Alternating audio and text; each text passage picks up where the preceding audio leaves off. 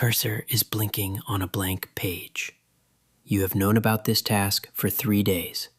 You are not doing it right now. Instead, you are doing something smaller, something easier, something that doesn't matter nearly as much. Most people call this laziness. The real answer is far stranger. That blinking cursor is triggering a defense system far older than deadlines, older than email, older than the idea of work itself. Procrastination is not a character flaw. It is an old strategy, doing exactly what it was built to do in an environment it was never designed for. Psychologist Tim Pitchell at Carleton University has studied this exact moment for decades, and his research points to something surprising.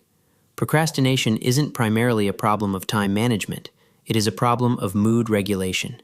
You are not failing to plan your day. You are managing an uncomfortable feeling right now in real time. Why would your brain build a system that protects you from a feeling instead of helping you finish a task? Evolutionary biologist Daniel Lieberman has studied how humans evolved to avoid unnecessary physical exertion, not because ancient humans were lazy, because calories were scarce and every bit of wasted effort was a bet against your own survival. A body that spent energy carelessly was a body that ran out of energy when it actually needed it. So natural selection built in a pause before unnecessary effort, a bias toward conserving energy until the need became undeniable. That hesitation did not disappear when the threat changed from starvation to a looming deadline. There's a social layer, too.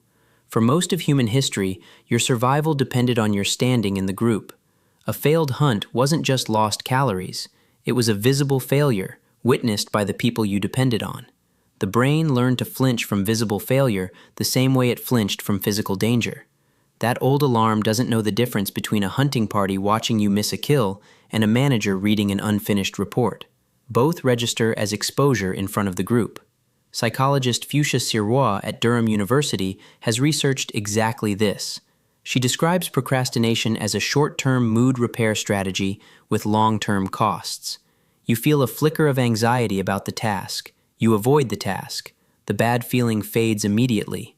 The relief is real, and it is also the entire trap, because the task is still there afterward, now with added stress layered on top. So the loop isn't really about the task. It's about the feeling the task produces. You likely think you need to fix your relationship with time to stop procrastinating. But if this research is right, the actual lever isn't time. It's emotion. Your brain isn't asking how much time you have. It's asking how you feel about doing this right now, and it is willing to sacrifice your future timeline to protect your present emotional state. That trade-off used to make sense.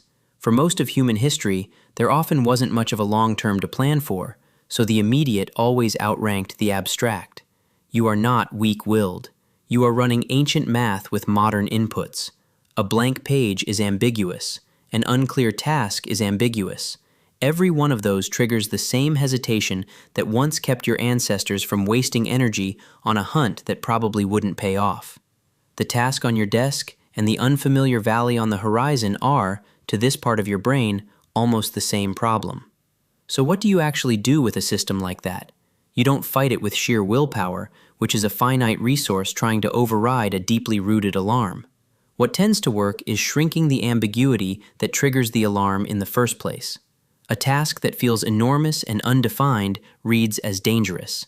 The same task broken into one small, clearly defined next step reads as manageable, because manageable is something this old system was always willing to act on. The cursor is still blinking on the blank page. You still haven't started. But this time, you recognize what that hesitation actually is. Not proof that something is wrong with you. Proof that something extremely old and once extremely necessary is still trying to keep you safe from a danger that, this time, was never really there.